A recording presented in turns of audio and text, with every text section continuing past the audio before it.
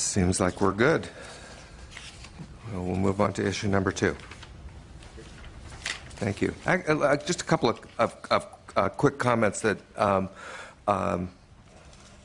repeating what's in the staff report. I thought it really kind of gave some context to the plan, that the agenda talks about how much of the cost of the project is kind of front-loaded in land acquisition costs. And if we had a right-of-way available for this, how differently we'd be looking at this project. Still would face significant challenges, but it would be much different.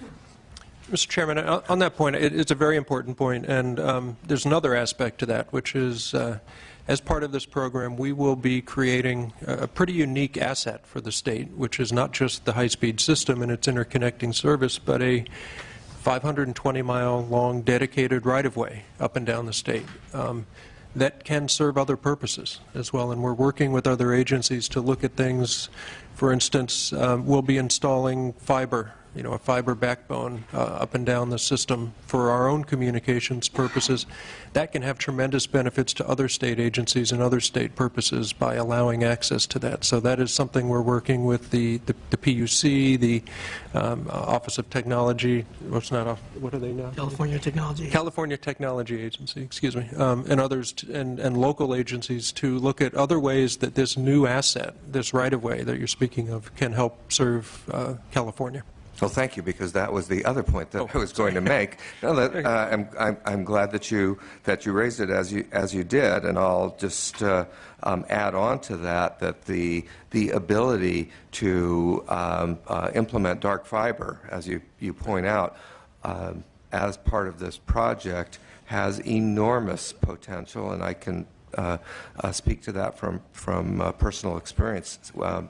We would not have a Silicon Beach, as it's now known in my district, were it not for dark fiber having been run from downtown Los Angeles to Santa Monica a number of years ago.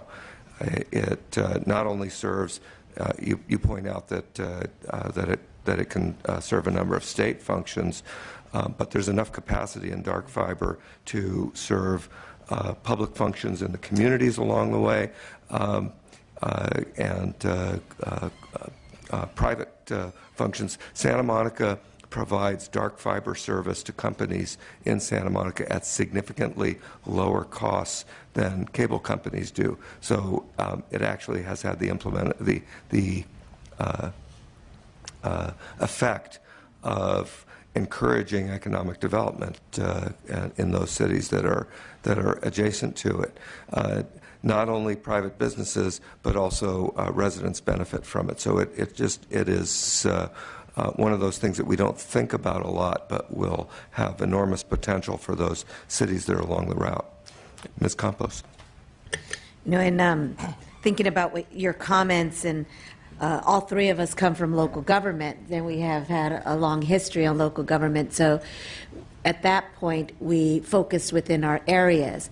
And to be able to be here and see the bigger picture of how it connects us from northern to southern and southern to northern and going through the Central Valley is an opportunity to be able to have a rail system that allows California to really move and people to move. And also, as we build that, we know that we're building an infrastructure that will create jobs within the construction industry. And I know I had mentioned this before, that we know that that is one area that seems to have a high unemployment rate within California. So this project will provide the opportunity to put Californians back to work.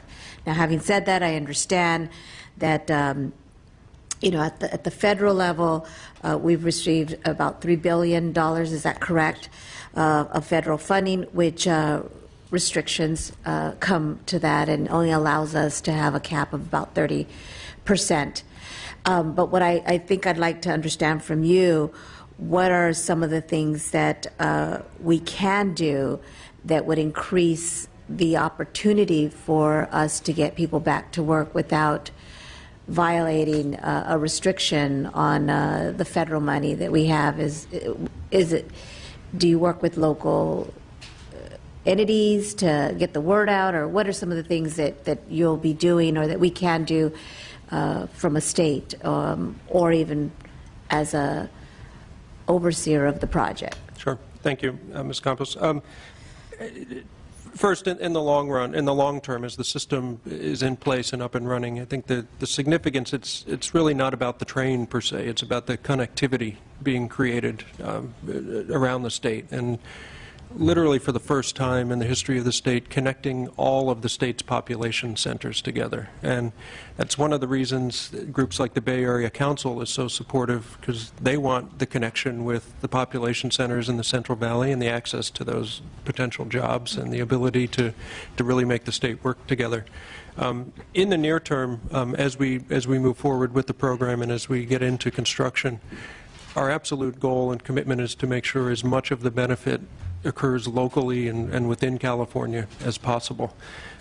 As you noted, because we are receiving federal funds, we cannot impose a local hiring preference per se, but we have been able to work through that process and have in place what's called a targeted worker program, where under that 30% of all the hours worked on the project are to be given to people within disadvantaged economic areas, and that's a zip code basis. It's allowed under the federal rules because theoretically it could be a zip code in Michigan, and so it's not a California provision per se. The practical effect is that we're going to create jobs here in California, and we've put that in place. We also have a 30% small business goal. As a matter of practice, virtually all of the businesses, small businesses retained on the program will be California businesses, the vast majority of them within the areas where we're doing the work. We're already seeing that happen. Our design-build contractor on the first piece has, I believe it's 27 small businesses under contract already. They're all in California, many of them, most of them in the Central Valley. So the impact as this moves forward is very real to communities. And you talked about the unemployment rate in construction. The Central Valley's been stuck economically in terms of unemployment, and as a whole and within the construction industry, it's well over 20%, 25% unemployment in the trades. And so targeting the work in those areas and providing those opportunities is going to be a real shot in the arm to those disadvantaged communities. Just another thing, when I had the opportunity to speak to someone in President Obama's administration around apprenticeships, and the one thing that they said was what we should be doing, what California should be doing, is investing in people. That's where you should be spending your money.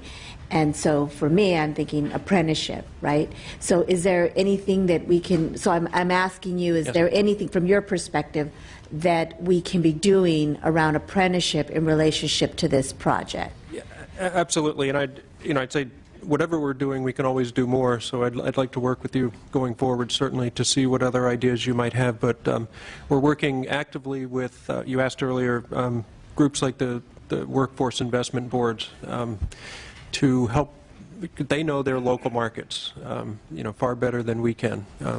Because much of our work will be starting in the Fresno area, we've focused in particular with the Fresno WIB, and they've been working hand in hand with us to identify programs to ensure that we have qualified people able to move forward.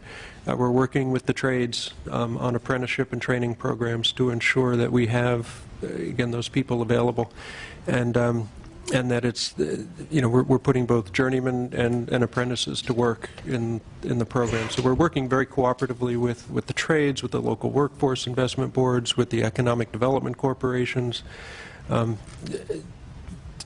local and regional chambers. But certainly that's something I'd like to follow up with you and see if we can find some more ways we can see that benefit accrue. I look forward to working with you on that component. Thank you. Thank you. Those are all my questions. let's move on. Sorry, let's move on to issue number 2. 3, rather. Number 3, right. I think the staff provided an excellent summary of this. Because we are in litigation, I'm limited in what I can talk about other than to say that the staff summarized it very well. We have proceeded. I think the memo noted briefs were due, or an authority reply to the 3rd District Court of Appeal that was filed yesterday, in fact. And that process is moving forward on an expedited basis. So we're looking forward to getting resolution of those legal issues as quickly as we can. All right, thank you. Any questions? Mr. Patterson? What's Plan B if you can't use 1A funds? Well, right now we are using federal funds in order to move the program forward, and we have built into our grant agreement a process that allows us to do that. It's using what's called a tapered match, which is a commonly used tool in federal funds that allows the federal money to go first until local monies can go forward. That also has us on a quarterly basis working with the Federal Railroad Administration to ensure that we can meet our obligations under that. And so we don't continue to spend federal money unless there's an assurance that the state ultimately will be able to provide its share of the project costs. We expect and we're working toward resolution of the 1A issues in the courts.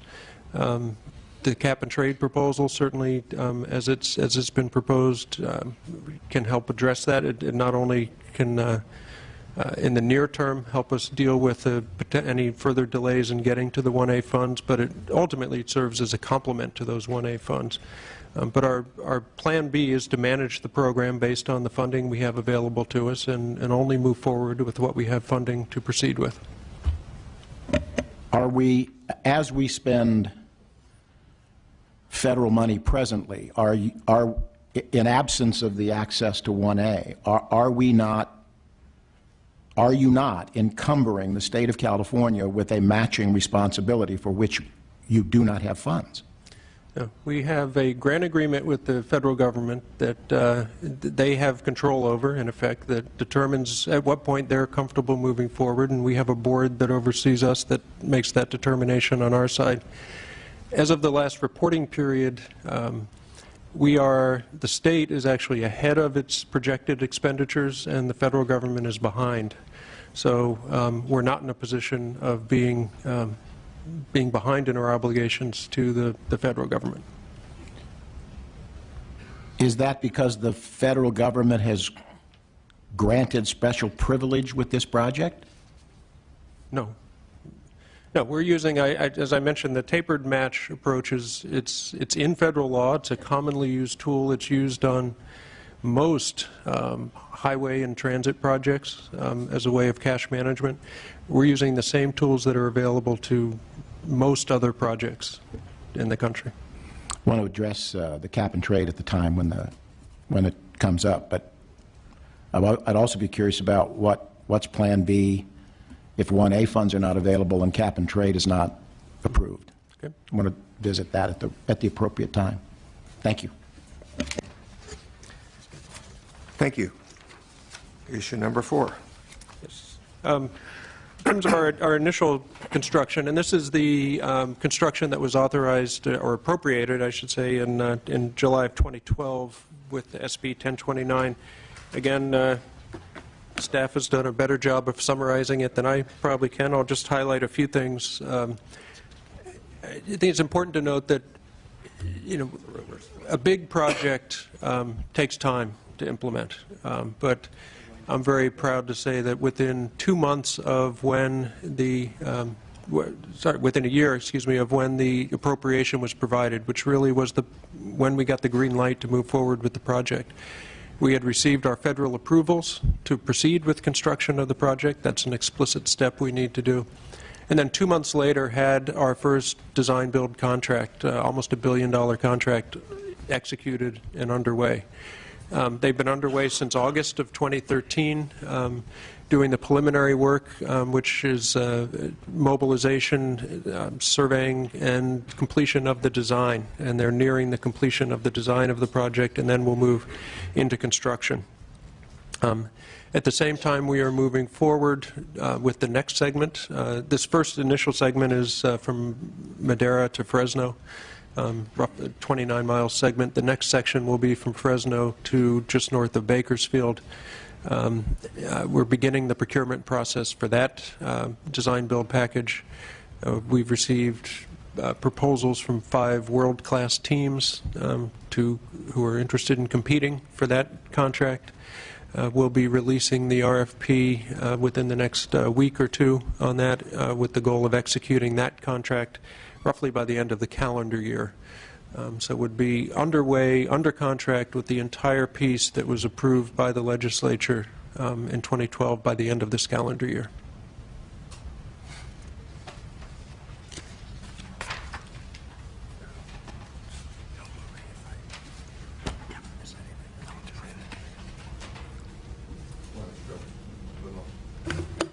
You can move on to the next issue. Okay.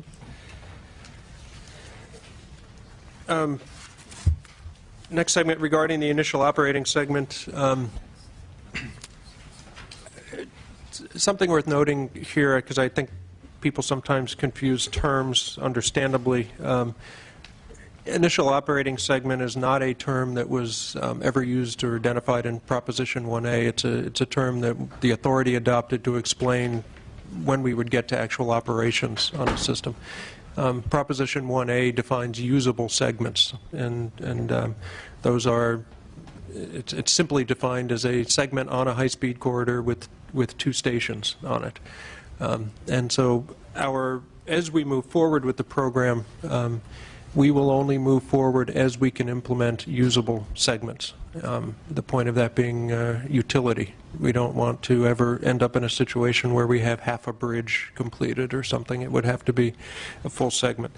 The initial operating segment that has been identified to date, and that's based on ridership and revenue forecast as well as the O&M, is from the Central Valley down into the San Fernando Valley. That's what we're moving forward with. The first 130 miles is approximately half of that initial operating segment.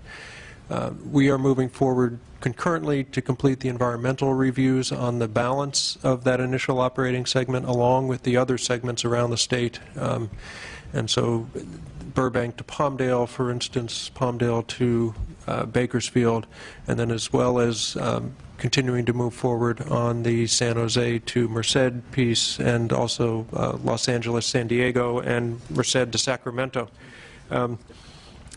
Cap and trade, as was noted by Mr. Patterson, is an important element of all this, in that Proposition 1A very importantly provided what amounts to, at the end of the day, about $8 billion for construction of this system. It did not provide an ongoing source of revenue to continue building the project out. $8 billion, even if it were matched 1-for-1, which is a Prop 1A requirement, would not build the entire system. So there has to be other funding coming in. We are building a system. It's really not unlike if we were starting to build the state highway system today, and that was built with the implementation of an ongoing revenue stream to help support it and go forward. And so cap and trade will be an important part of our program as we go forward, allowing us to enter into long-term contracts and complete subsequent sections of the system, including the initial operating segment. Mr. Chair, if I may. Please. Our office has raised a couple issues, 2 issues for legislative consideration on the use of cap and trade funding to support the initial operating segment of high-speed rail. The initial operation of high-speed rail is planned to commence in 2022 after construction is completed in 2021. And according to the 2014 draft business plan, the cost to complete this initial operating segment would be about $31 billion. And at this time, according to the draft business plan, $10 billion of Proposition 1A and federal funding have been appropriated to complete the initial operating segment. And this leaves a shortfall currently of $21 billion.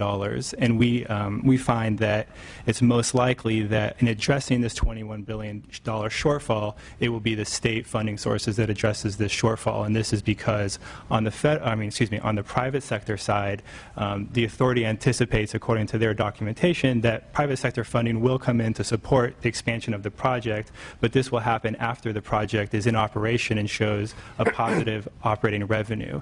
And so until the initial operating segment is completed, there will most likely not be private sector funding coming in.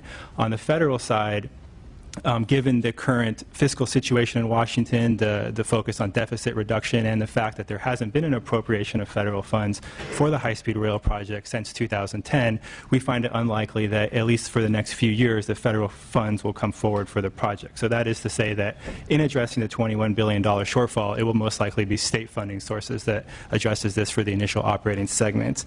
And so moving on to the use of cap-and-trade funding to address this shortfall, the administration is proposing that beginning in 2015-16, the cap-and-trade funding provide an ongoing revenue source for the project and provide 33% of the cap-and-trade auction revenues for the project. But what we have not seen from the administration is an estimate of what the cap-and-trade auction revenues will actually generate, what amount of revenues. And so what we're seeing is a proposal to use 33% of an unknown number to support the project. And so it's really unclear at this time if the cap-and-trade auction revenues will be sufficient to address the $21 billion shortfall, and if the funding, the federal funds or Proposition 1A funds and the cap-and-trade funding in each year will be sufficient to address the significant capital costs of this project in each year, which average just under $4 billion a year from moving forward through 2021.